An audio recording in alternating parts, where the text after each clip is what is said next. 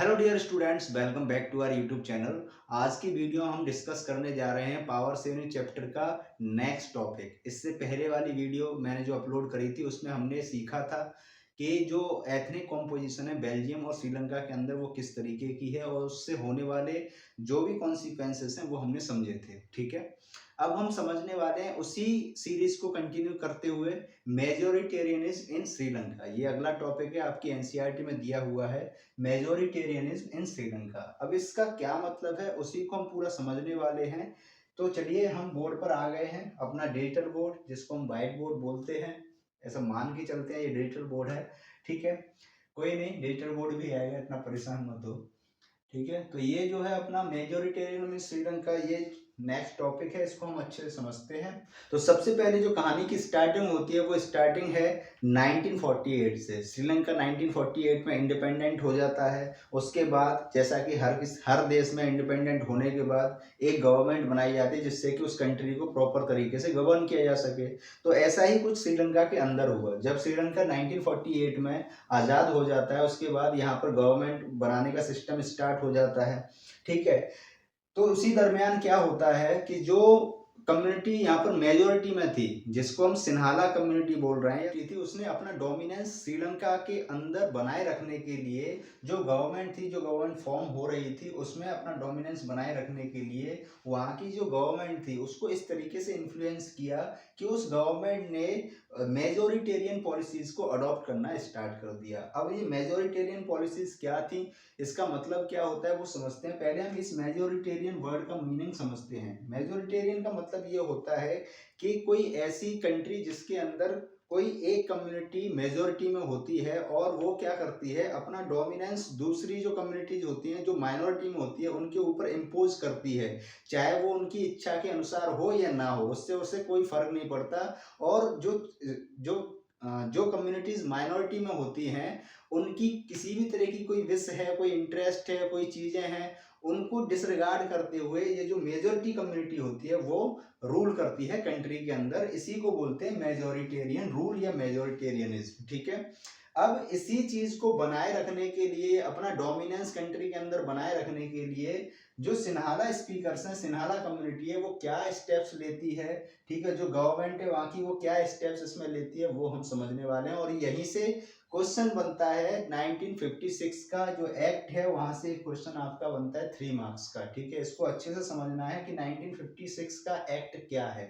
ठीक है, या इसको हम सिन्हाला एक्ट भी बोलते हैं, सिन्हाला एक्ट के नाम से भी जानते हैं। इसमें समझना है 1956 एक्ट पास बाय गवर्नमेंट। अब जो मेजोरिटेरियन गवर्नमेंट है जिसको हम सिन्हाला गवर्नमेंट भी बोल सकते हैं, ठीक है, उसके थ्रू क्या होता है, एक एक्ट पास किया जाता है 1956 में और इस एक्ट के थ्रू कुछ स्टेप्स लिए जाते हैं। क्या स्टेप्स लिए जाते हैं, Sinhala recognise as official language. इसमें सबसे पहला चेंज ये किया जाता है कि जो सिन्हाला जो स्पीकर्स थे उनकी लैंग्वेज को क्या कर दिया जाता है, ऑफिशियल लैंग्वेज बना दिया जाता है। दूसरा, all policies favour Sinhala whether it is education और जॉब्स और यूनिवर्सिटी और एनी अदर फील्ड, जो भी ऑफिशियल फील्ड होता है। ठीक है, तो यहाँ पर जो भी पॉलिसीज बनाई जा रही थी गवर्नमेंट के थ्रू, वो सारी पॉलिसीज सिन्हालाज को ही फेवर कर रही थी, चाहे वो एजुकेशन की फील्ड में हो, चाहे वो किसी जॉब के फील्ड में हो, चाहे वो यूनिवर्सिटी में आपको फॉर्म फिल करना हो, कुछ भी हो, वो सारी पॉलिसीज किसको फेवर कर रही थी, सिन्हाला स्पीकर्स को ही फेवर कर रही थी। ठीक है,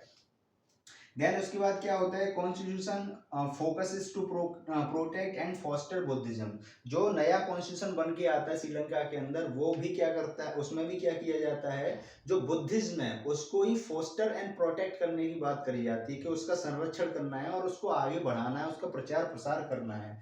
ठीक है, all the changes were responsible for the feeling of alienation among Sri Lankan Tamils। और ये जितने भी चेंजेस यहाँ पर देखने को मिल रहे हैं, जैसे कि यहाँ पर जो सिन्हाला है उसको ऑफिशियल लैंग्वेज बना दिया गया, जितनी भी पॉलिसीज बनाई गई वो सिन्हाला स्पीकर्स या सिन्हाला कम्युनिटी के फेवर में ही थी। ठीक है, और बाद में ये नए कॉन्स्टिट्यूशन में ये भी बताया गया कि जो बुद्धिज्म है उसको आपको प्रोटेक्ट एंड फोस्टर भी करना है। ठीक है, तो ये सारे जो चेंजेस वन बाय वन होते चले जा रहे थे, इससे क्या हो रहा था, जो श्रीलंकन तमिल्स थे उनके बीच में फीलिंग ऑफ एलिनेशन डेवलप हो गई। फीलिंग ऑफ एलिनेशन क्या होता है, जहां पर ऐसी फीलिंग आने लग जाए कि जो चीजें दूसरी कम्युनिटी के लिए हो रही हैं लेकिन हमें उन सब चीज़ों से दूर रखा जा रहा है, हमारे बारे में कोई कुछ सोच ही नहीं रहा है, ऐसी फीलिंग जब मन में आने लगती है तो उसको बोलते हैं फीलिंग ऑफ एलिनेशन। देन इसमें क्या होता है आगे, they felt none of the Sinhala leader sensitive to their culture and language. अब यहाँ पर जो भी श्रीलंकन तमिल्स थे उनके अंदर ये फीलिंग डेवलप होती जा रही थी कि जो भी सिन्हाला लीडर्स हैं, जो भी बड़े बड़े लीडर्स हैं, कोई भी उनकी कल्चर और रिलीजन के लिए सेंसिटिव नहीं है। साथ में उनके अंदर एक फीलिंग और डेवलप होती जा रही थी कि जो भी पॉलिसीज जो बनाई गई हैं, चाहे वो किसी भी फील्ड में हो, जॉब से रिलेटेड हो, एजुकेशन से रिलेटेड हो, वो उनके फेवर में है ही नहीं। सारी चीज़ें किसको दी जा रही हैं, सिन्हालास को ही दी जा रही हैं। ठीक है। As a result Sinhala and Tamil community strained over time. और इसका रिजल्ट क्या हुआ कि जो सिन्हाला और तमिल कम्युनिटीज थी, इनके बीच में तनाव की स्थिति टाइम के साथ धीरे धीरे बढ़ती चली गई। तो ये है 1956 का एक्ट, जिसके थ्रू ये सारी चीजें हुई, चेंजेस आए, और कैसे जो सिन्हाला स्पीकर्स थे और तमिल स्पीकर्स थे उनके बीच में फीलिंग ऑफ एलिनेशन डेवलप हो गई। ठीक है, श्रीलंकन तमिल्स जो थे। ठीक है, तो यहाँ से भी एक क्वेश्चन अराइज होता है कि जो श्रीलंकन तमिल्स थे उनके बीच में जो फीलिंग ऑफ एलिनेशन है उसका रीजन क्या रहा, उसके फैक्टर्स क्या रहे। तो यहाँ से ये क्वेश्चन भी बन सकता है। तो आप ध्यान रखेंगे ये सारी चीजें मैंने अभी समझाई, वो उसका रीजन है फीलिंग ऑफ एलिनेशन डेवलप होने का। फिर कहानी में आगे क्या हो रहा है वो समझते हैं। Sri Lankan Tamils launch party for recognition of Tamil as an official language, getting opportunity in jobs etcetera. तो यहाँ पर जो श्रीलंकन तमिल्स है वो क्या कर रहे हैं, उन्होंने एक पार्टी लॉन्च करी है अपनी खुद की, है ना, जिसमें वो क्या करना चाहते हैं, जिस पार्टी के थ्रू की जो उनकी तमिल लैंग्वेज है उसको ऑफिशियल लैंग्वेज रिकॉग्नाइज कर लिया जाए। उनको जो अपॉर्चुनिटी नहीं दी जा रही, चाहे वो एजुकेशन से रिलेटेड हो, चाहे वो जॉब से रिलेटेड हो, तो उन सारी चीज़ों को वो वापस लेने के लिए उन्होंने एक पार्टी लॉन्च करी, यहाँ पर नई पार्टी बनाई है। But their demand were repeatedly denied. लेकिन उनकी ये डिमांड जो थी वो कंटिन्यूसली रिपीटेडली इसको रिजेक्ट किया जा रहा था। ठीक है, ऐसे ही करते करते 1980s आ जाता है, 1980 का समय आ जाता है। बहुत सारी पॉलिटिकल ऑर्गेनाइजेशन बन जाती है। ठीक है, वो भी इसी बात की डिमांड कर रही थी कि जो श्रीलंकन तमिल्स हैं, है ना, उनके लिए एक सेपरेट स्टेट बनाया जाए, सेपरेट तमिल एलम, यानी कि एक सेपरेट तमिल स्टेट बना दिया जाए। और कहाँ पर बना दिया जाए, नॉर्दर्न और ईस्टर्न पार्ट ऑफ श्रीलंका में एक श्रीलंकन तमिल्स के लिए अलग स्टेट बना दिया जाए। लेकिन ये जो डिमांड थी ये भी उनकी रिजेक्ट कर दी गई थी। The distrust between two communities turn into wide spread conflict. दोनों कम्युनिटीज के बीच में जो ये डिस्ट्रस्ट था धीरे धीरे बहुत ज्यादा बढ़ता चला गया और इसने एक वाइड स्प्रेड कॉन्फ्लिक्ट का रूप ले लिया, मतलब बहुत बड़े लेवल पर एक कॉन्फ्लिक्ट देखने को मिला।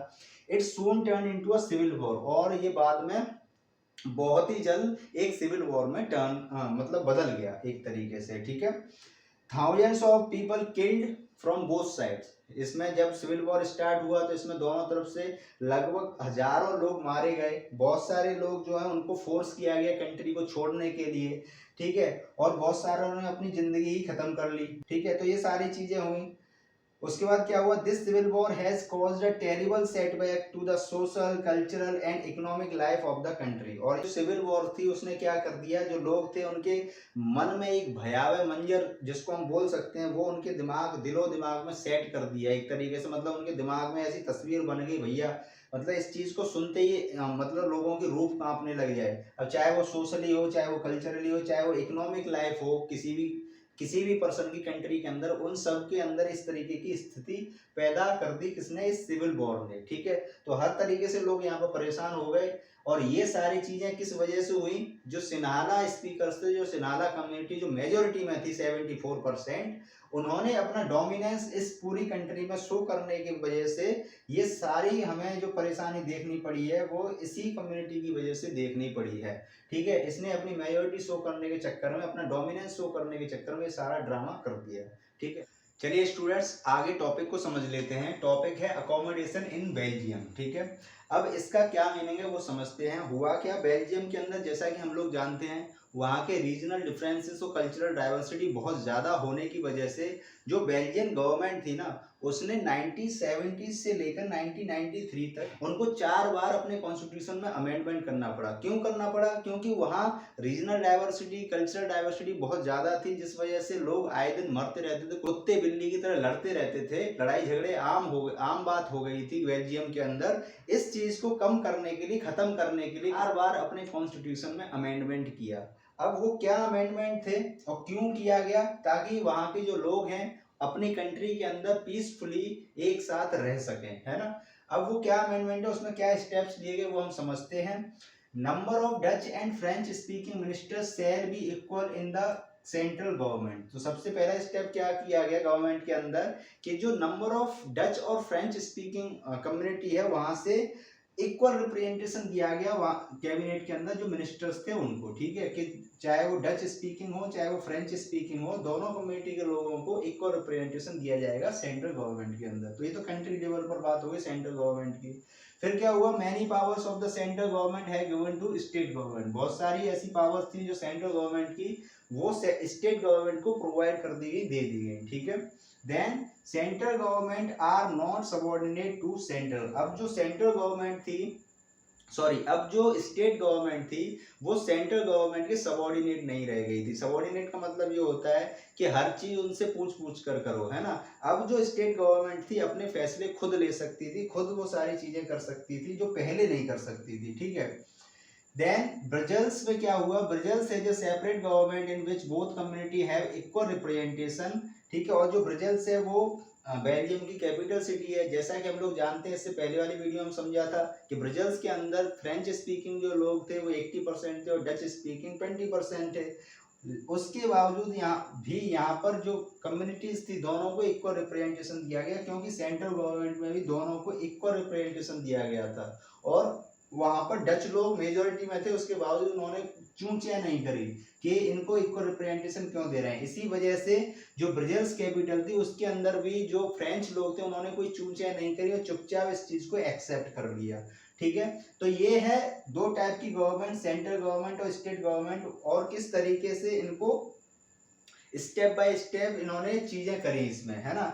इसके अलावा एक इम्पोर्टेंट पॉइंट है वो समझना है, वो ये है कि बेल्जियम के अंदर एक और तीसरी टाइप की गवर्नमेंट थी, वो थी कम्युनिटी गवर्नमेंट, जिसको किसी एक कम्युनिटी के द्वारा इलेक्ट किया जाता था। और ये काम क्या करती थी, इसके पास तीन चीजें थी, जैसे कल्चरल इशूज, एजुकेशनल इशूज या लैंग्वेज रिलेटेड कोई इशू फेस हो रहा है ना, कहीं पर भी किसी भी एरिया में है ना, कोई एक पर्टिकुलर एरिया में किसी भी एरिया में अगर इनसे रिलेटेड कोई इशू फेस हो रहा है तो ये रिजॉल्व करने का काम किसका था, कम्युनिटी गवर्नमेंट का काम था, उसको सॉल्व करने का, उसको खत्म करने का।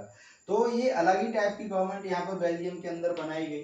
तो ये सारी चीजें करी क्यों गई, ताकि वहाँ के जो लोग हैं वो आराम से रह सकें, पीसफुली रह सकें, कुत्ते बिल्ली की तरह लड़ाई ना करें, है ना। तो ये सारी चीजें इस तरीके से यहाँ पर बेल्जियम के अंदर हुई और ये टॉपिक जो पूरा था वो आपको समझ में आ गया हो, मैं ऐसा समझता हूँ, ठीक है।